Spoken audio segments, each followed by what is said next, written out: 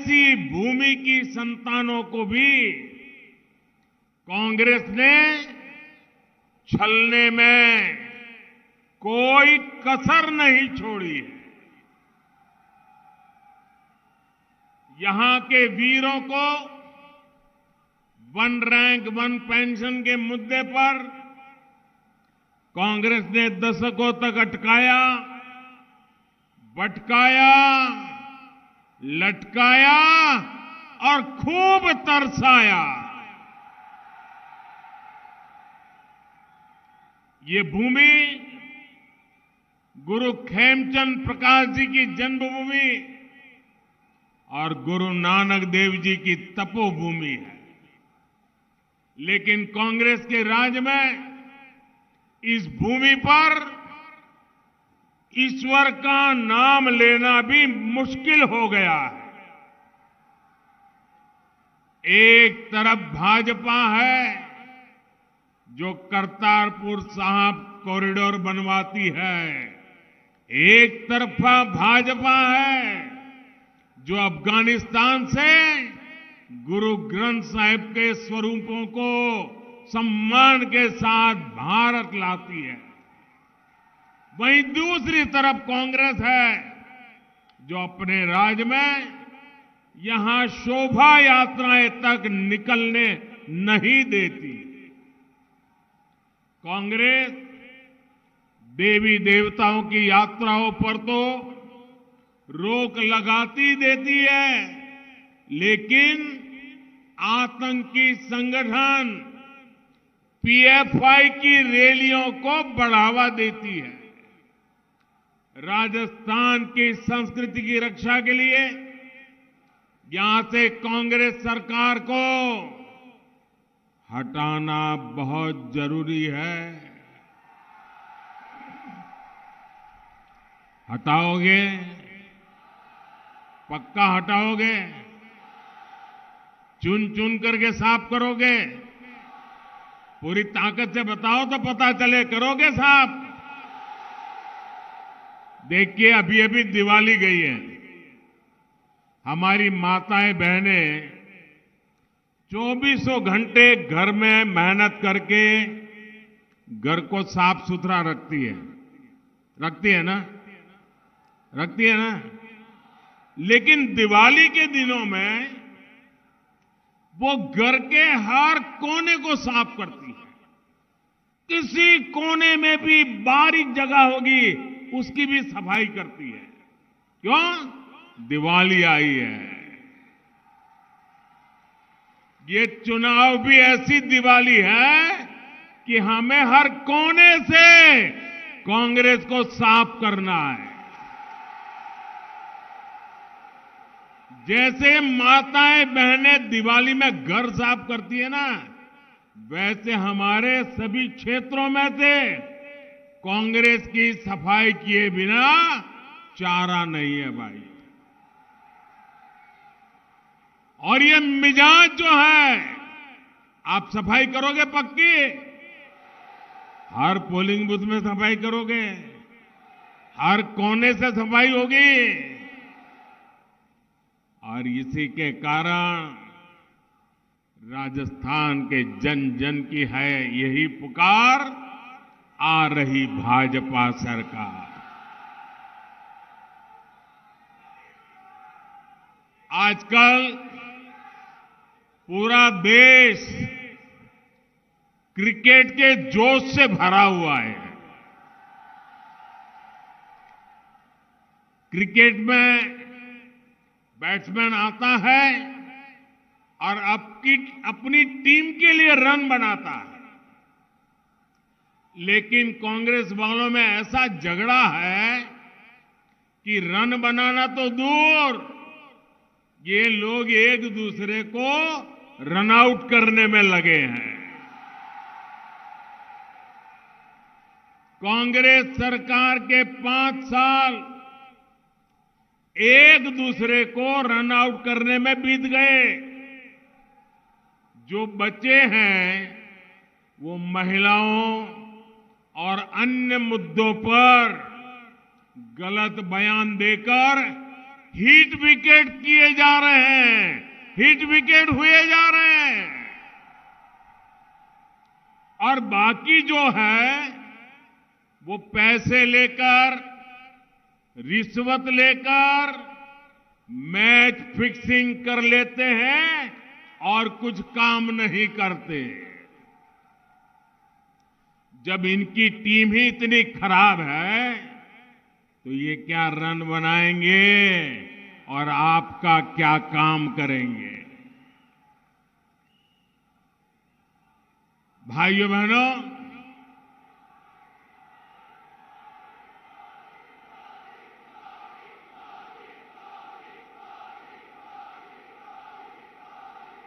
हमें तो हर polling booth पर 5-5, 7-7 सेंचुरी लगानी है। लगाओगे ना?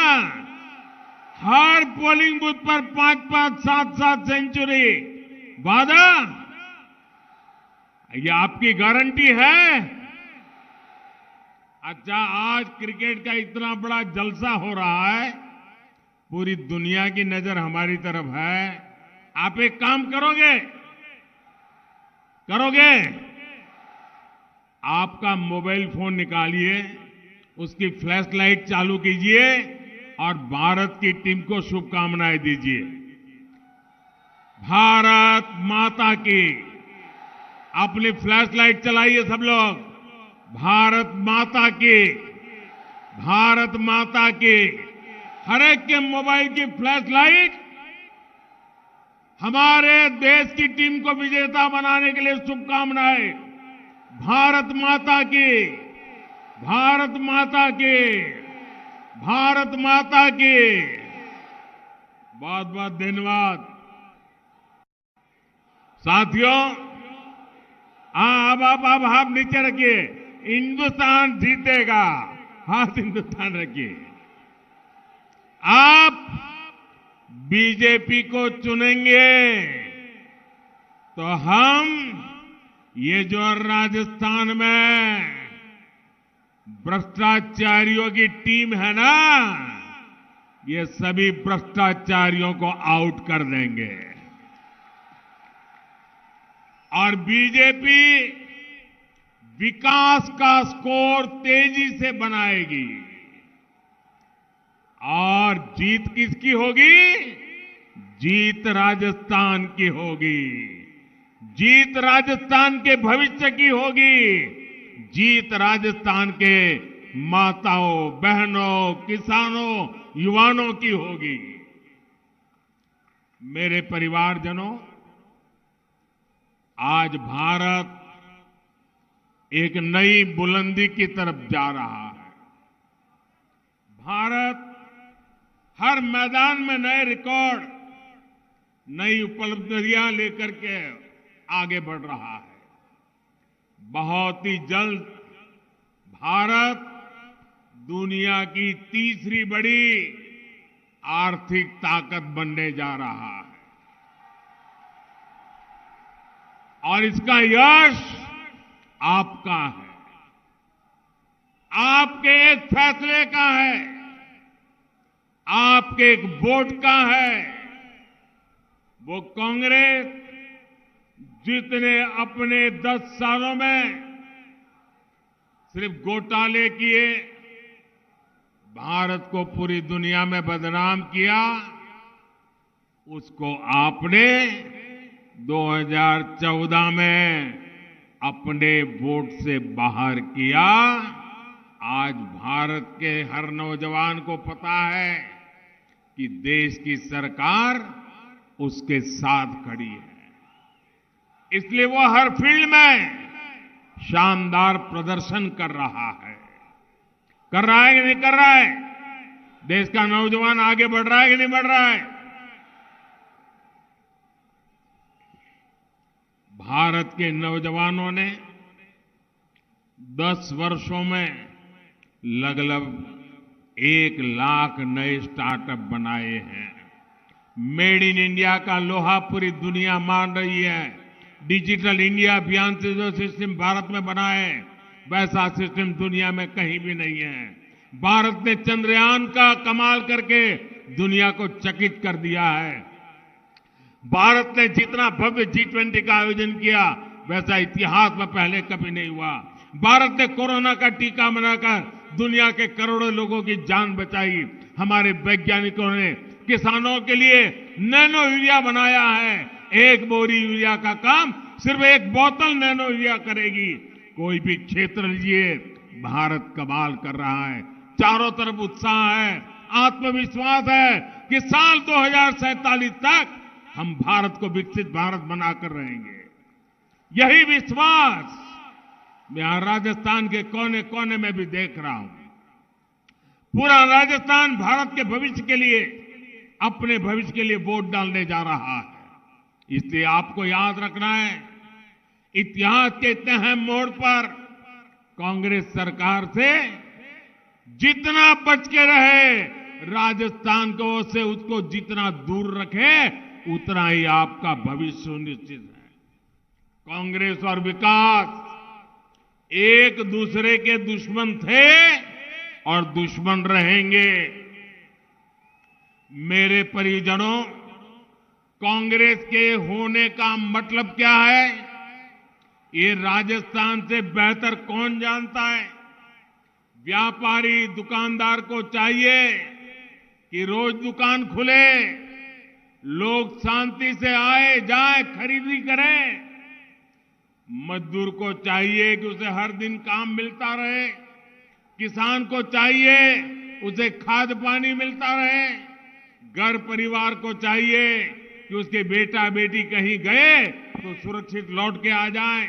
बहन बेटियां पूरे सम्मान और सुरक्षा के साथ जब चाहे बाहर निकाल सके।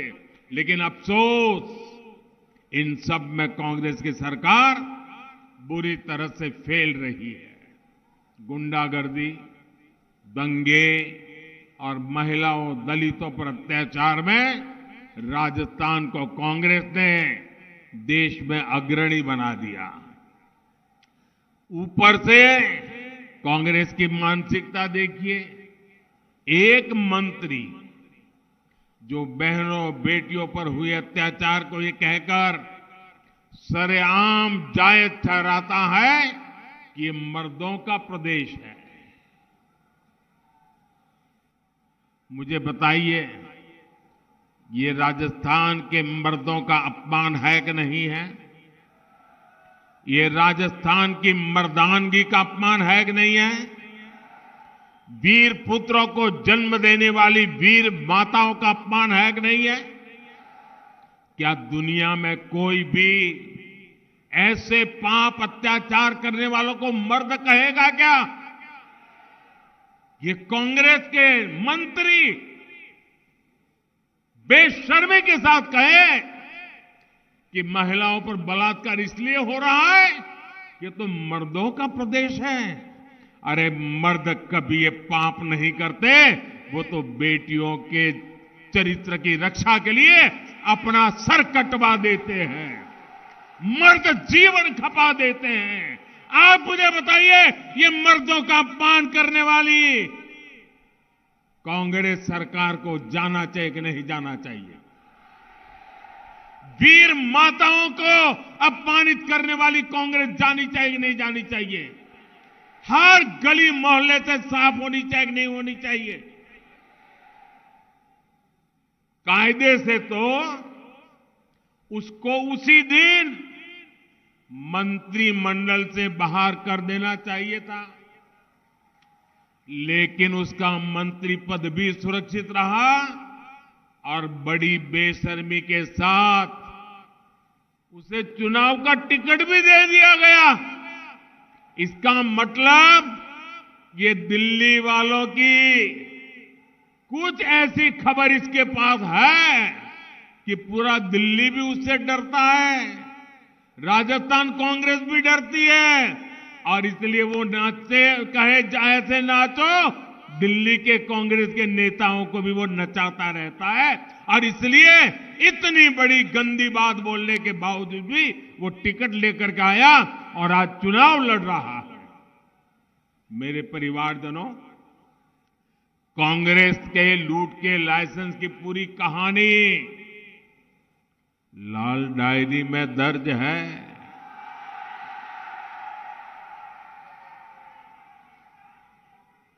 और अब धीरे धीरे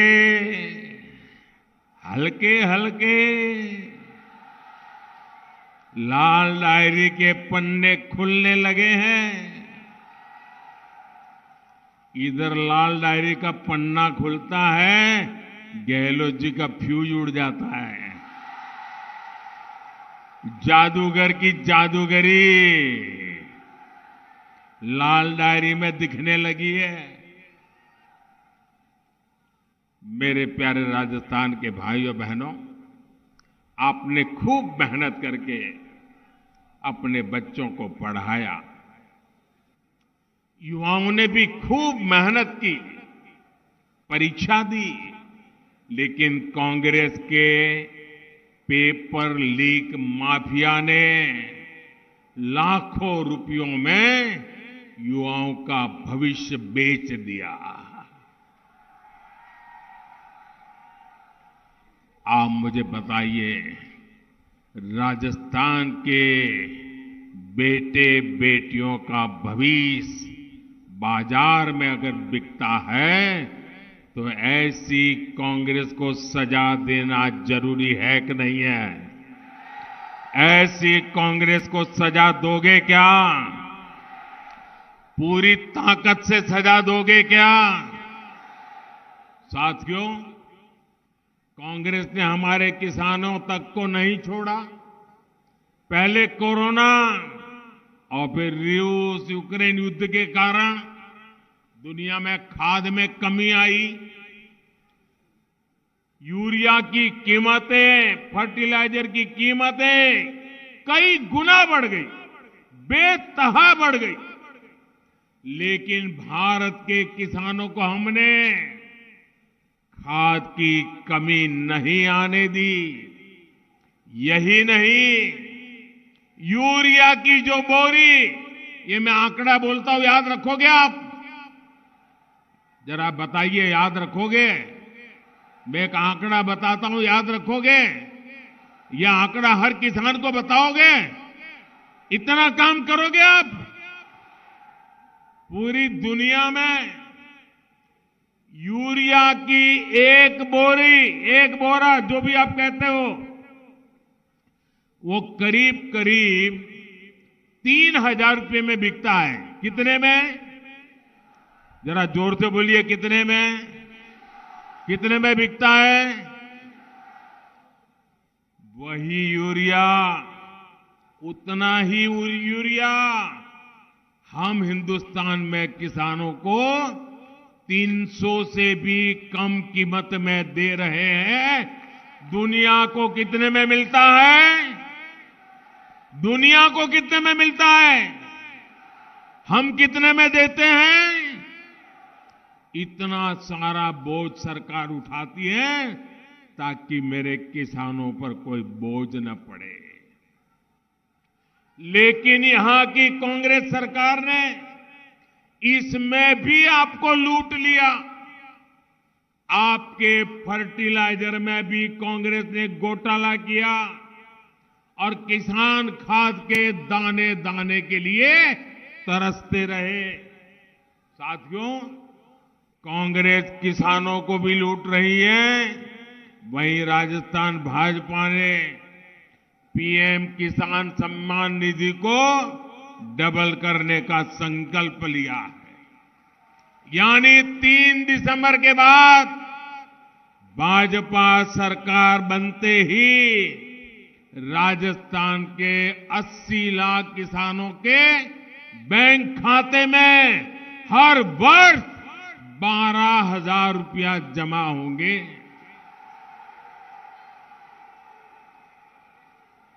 केंद्र की भाजपा सरकार ने हाल में ही गेहूं का एमएसपी 150 रुपया प्रति क्विंटल बढ़ाया। अब राजस्थान भाजपा ने एमएसपी पर बोनस देने की भी गारंटी दी है। साथियों, नेक नियत और कांग्रेस का वही रिश्ता है जो उजाले और अंधेरे का होता है। मुझे बताइए, जो सरकार पीने के पानी का पैसा तक खा जाए, उसकी नीयत कैसी होगी। 6 दशक तक कांग्रेस को देश में सरकार चलाने का अवसर मिला, लेकिन 2014 तक भारत के गांवों में 100 में से, आप चौंक जाएंगे सुनकर के, 2014 तक 100 घर में से 13 या 14 घरों में ही नल से जल जाता था। आपने मुझे सेवा करने का अवसर दिया। आज हर 100 घर में से 70 परिवारों तक पाइप से पानी पहुंचता है। 70। हरियाणा जैसे अनेक राज्यों में तो 100% घरों तक पानी पहुंच गया है, लेकिन राजस्थान में भरसक प्रयास के बावजूद करीब करीब 50% आबादी ही कवर हो पाई है। इसका कारण यहां की कांग्रेस सरकार के रोड़े अटकाने के तरीके हैं। दिल्ली में मैंने यहां की बहनों को नल से जल देने के लिए जो पैसा भेजा, वो भ्रष्ट कांग्रेसियों ने अपनी तिजोरी में भर दिया। और आजकल तो आप अखबार भरे रहते हैं, चुनाव में कभी कभी लोग, ज्योतिषी लोग मैदान में आ जाते हैं और भविष्यवाणी करते हैं और कहते हैं आपका लक जोरदार है, चुनाव जीत जाओगे, आपके स्टार बहुत अच्छे, लक बहुत अच्छा है, ऐसा कहते हैं ना। कांग्रेस वाले आजकल ज्योतिषी जब कहता है ना कि तुम्हारा लक अच्छा है, तो वो कहता है अरे लक की बात छोड़ो, लॉकर तो नहीं खुलेगा ना। ये जो लॉकर खुल रहे हैं, लॉकरों से नोटों के ढेर निकल रहे हैं, सोने की ईंटें निकल रही है, ईंटें। ये सोना कहां से आया है भाई? ये आलू में से निकला है क्या? या आपके पैसों की चोरी करके उन्होंने सोना जमा किया है, ये नोटें जमा की है, ये बेईमानी की कमाई है। मैं आपको विश्वास दिलाता हूं मेरे राजस्थान के भाइयों बहनों, राजस्थान में भाजपा सरकार बनने के बाद इन सब का हिसाब चुकता किया जाएगा। जिन्होंने राजस्थान को लूटा है, उनको लौटाना ही पड़ेगा। और मेरी माताओं बहनों, मैंने गारंटी दी है, हर घर तक नल से जल। कांग्रेस ने रोक के रखा है, मोदी की गारंटी है, हर घर नल से जल होके रहेगा। राजस्थान में अटकी पड़ी सिंचाई परियोजनाओं को भी जल्द से जल्द पूरा किया जाएगा। मेरे परिवारजनों, गरीब परिवार, दिहाड़ीदार मजदूर के लिए राशन की चिंता करनी पड़ी, ये बहुत बड़ी चिंता होती है, ये मैं भली भांति समझता हूं। इसलिए मैंने गरीब कल्याण अन्न योजना शुरू की थी।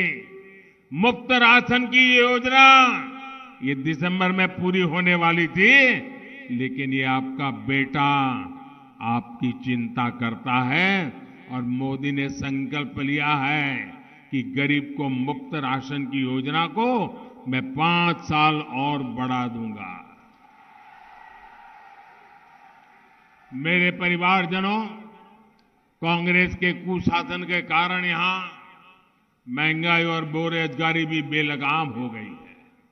आप मुझे बताइए, चूरू में पेट्रोल का रेट क्या है? 109 रुपये के आसपास रहता है ना। 109 रुपये आसपास रहता है ना। और बगल में हरियाणा में क्या है? पड़ोस में हरियाणा है, हरियाणा में भाजपा सरकार है। आप हरियाणा जाते हैं तो वहां पेट्रोल का दाम 96-97 रुपये होता है। आप जो 10-12 रुपया एक्स्ट्रा दे रहे हैं, ये किसकी तिजोरी में जा रहा है भाई? आपका बस किराया महंगा है, स्कूटर बाइक चलाना मुश्किल है, ये कांग्रेस की लूट के कारण हो रहा है। केंद्र की भाजपा सरकार ने तो पूरे देश के लिए पेट्रोल सस्ता किया है। जिन जिन राज्यों में भाजपा सरकार है, वहां वहां जनता को डबल लाभ दिया गया है। लेकिन कांग्रेस की भ्रष्ट सरकारों ने ये लाभ आपको नहीं दिया, उन्होंने इस लाभ को लूट लिया। 3 दिसंबर के बाद जैसे ही राजस्थान में भाजपा सरकार आती है, तो बाकी राज्यों की तरह ही राजस्थान में भी पेट्रोल के रेट की समीक्षा की जाएगी। मेरे परिवारजनों, जीवन हो या फिर व्यापार कारोबार, ये तभी बेहतर होते हैं जब इंफ्रास्ट्रक्चर बनता है, इस पर निवेश होता है। अच्छी सड़कें, अच्छी रेल कनेक्टिविटी, सिंचाई की सुविधाएं, बिजली की व्यवस्था, ये सुविधा और समृद्धि दोनों लाती है। लेकिन अस्थिर और भ्रष्ट कांग्रेस सरकार ये काम नहीं कर सकती। आप तो इन समस्याओं को खुद अनुभव कर रहे हैं। केंद्र की भाजपा सरकार राजस्थान में सड़कों के लिए बहुत पैसा भेज रही है, लेकिन यहां जमीन पर उतना काम नहीं दिखता जितना दिखना चाहिए। पूरे देश में रेलवे को लेकर अभूतपूर्व काम हुआ है, लेकिन कांग्रेस हर बार जितना पैसा राजस्थान में रेलवे के लिए देती थी, उसका 14 गुना अधिक पैसा आज भारत सरकार राजस्थान को रेलवे के लिए देती है। लेकिन यहां की कांग्रेस सरकार हर प्रोजेक्ट में कोई न कोई अड़ंगा लगाती है। इसलिए क्षेत्र में बेहतर सड़कों और रेल कनेक्टिविटी के विस्तार के लिए भाजपा सरकार होना बहुत जरूरी है।